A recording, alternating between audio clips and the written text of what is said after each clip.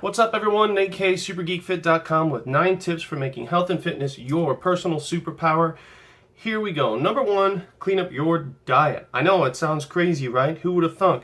But if you can clean up your diet and eat nothing but the cleanest, healthiest foods most of the time, you'll do really, really well. There are a lot of symptoms out there, including pain, gut trouble, brain fog, headaches, allergies. I know nobody believes it, but it's true.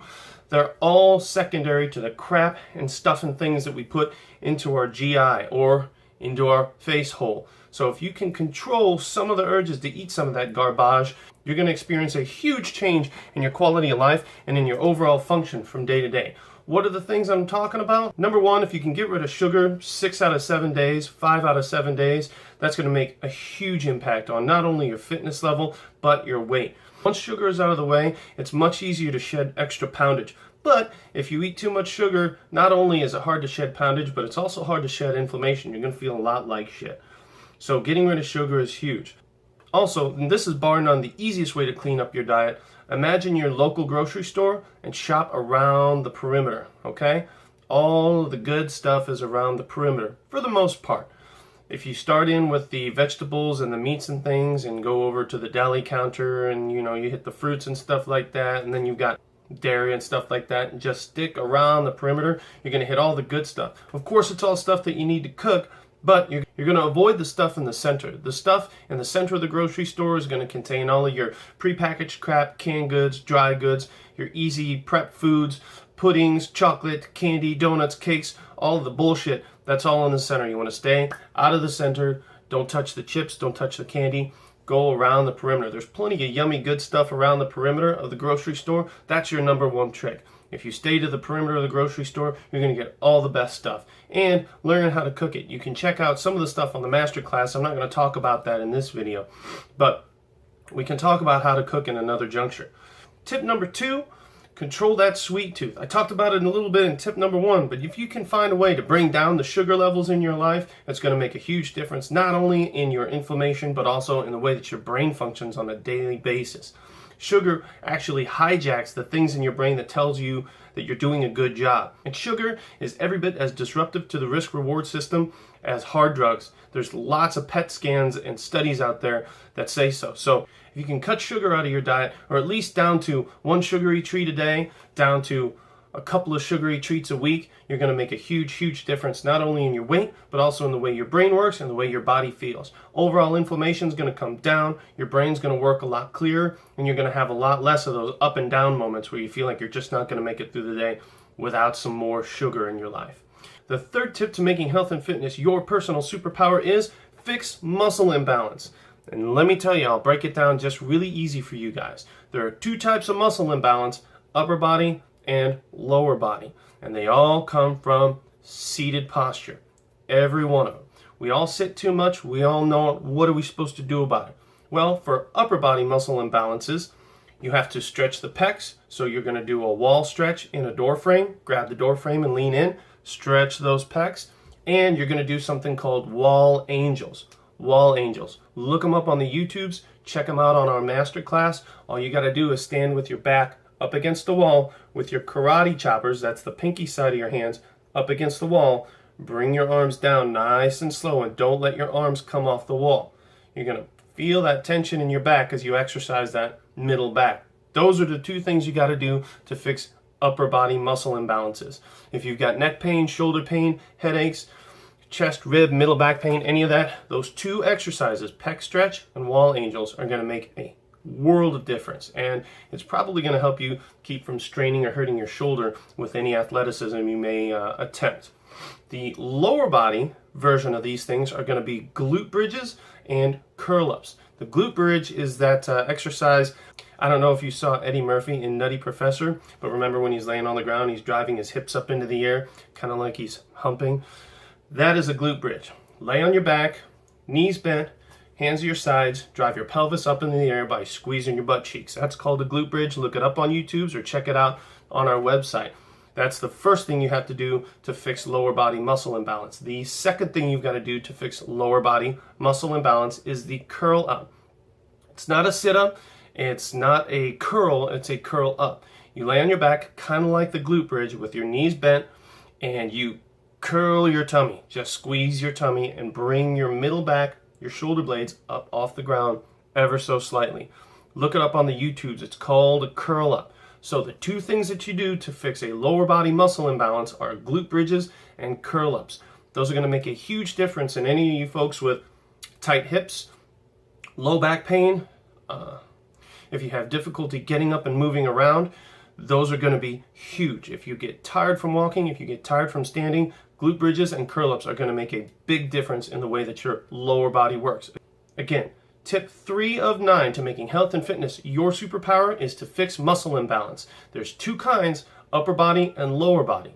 To fix the muscle imbalance on the top, you got to do pec stretches and wall angels. To fix lower body muscle imbalance, you want glute bridges and curl ups. Tip number 4 to making health and fitness your personal superpower is what I like to call non-cardio.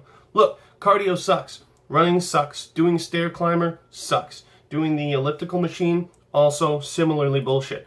Instead, what you need to do is you need to do the usual sorts of exercises, push-ups, squats, pull-ups, weightlifting, dance stuff, martial arts stuff, whatever it is, and you just have to do it one after the other in a circuit. That's the key. You do a circuit, you do it quickly, and you monitor your heart rate. If you feel right here to the side of the throat, or right here, just below the thumb, you can feel your pulse. I prefer to use the one on the neck. It's easier. Use 2 fingers. Don't choke yourself. You'll pass out. Touch right here. Find your pulse. If your pulse is at least 2 beats, that's dum-da, dum-da.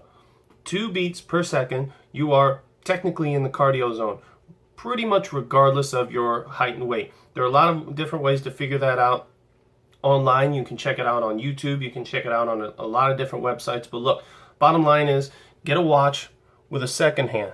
See that?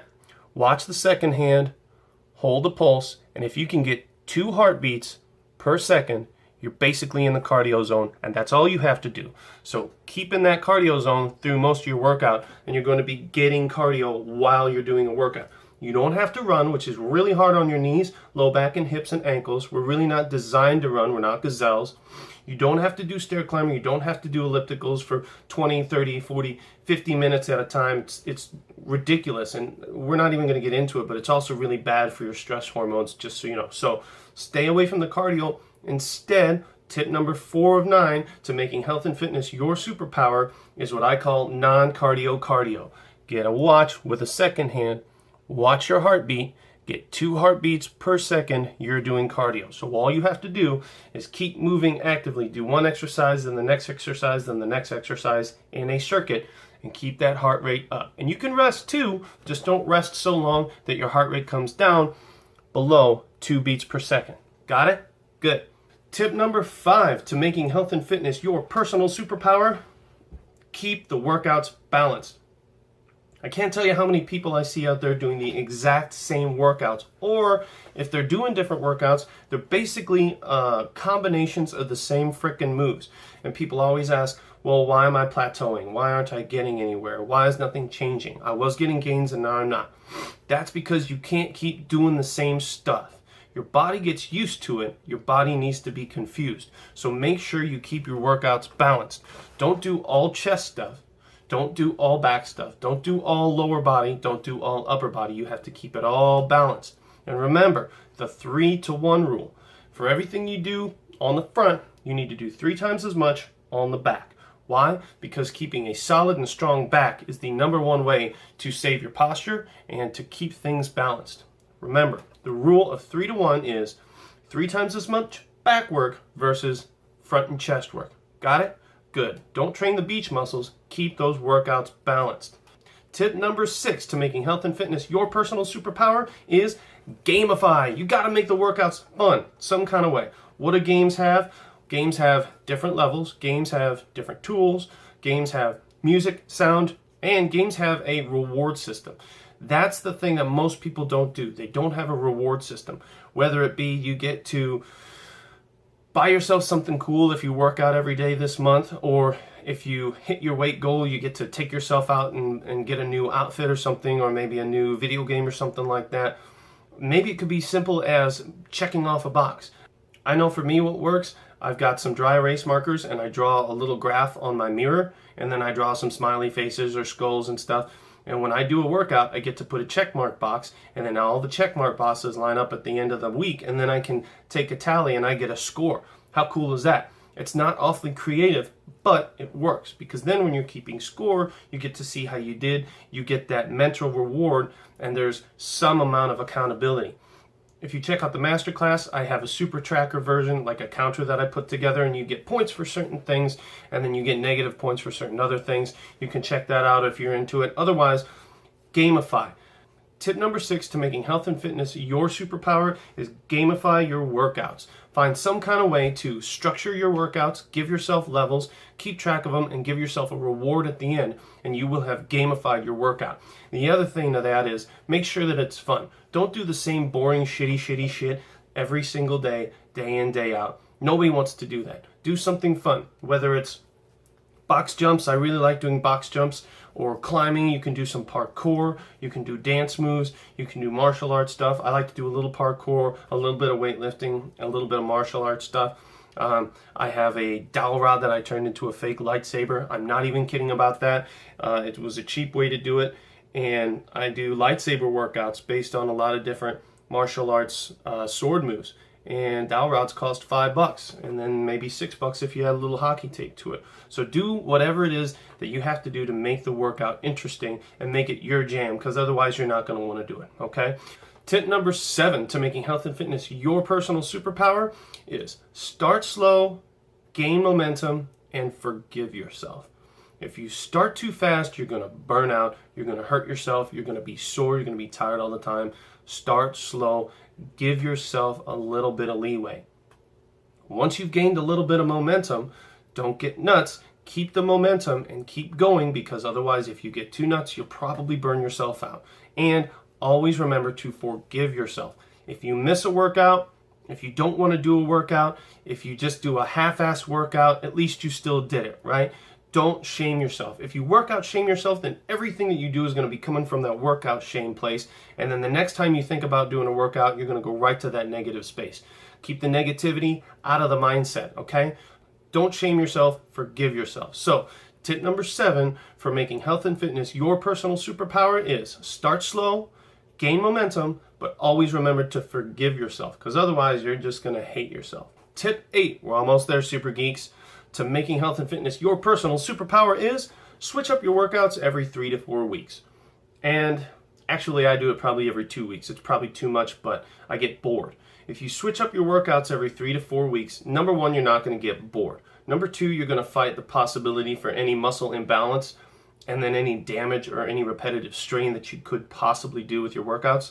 And the other thing that that's going to do for you is you're going to keep your body guessing.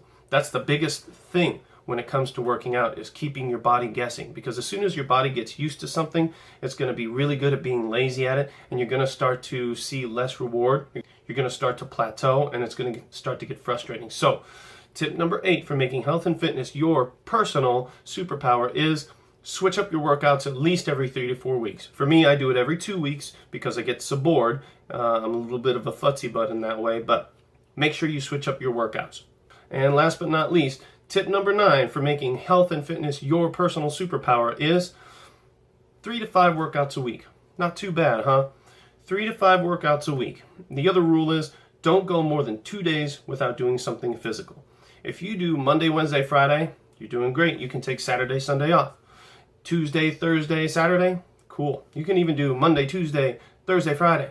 Just make sure you give yourself a rest day off every couple of days, and don't go too crazy. There's absolutely no reason to work out 7 days a week unless you're Hugh frickin' Jackman trying to get super jacked for the Wolverine movie or something like that.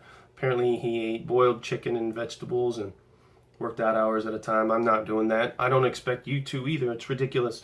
All you got to do is 3 to 5 workouts a week. So tip number 9 for making health and fitness your personal superpower is 3 to 5 workouts a week. That's really all you need. And make sure that you don't go more than 2 days without doing at least some kind of physical activity.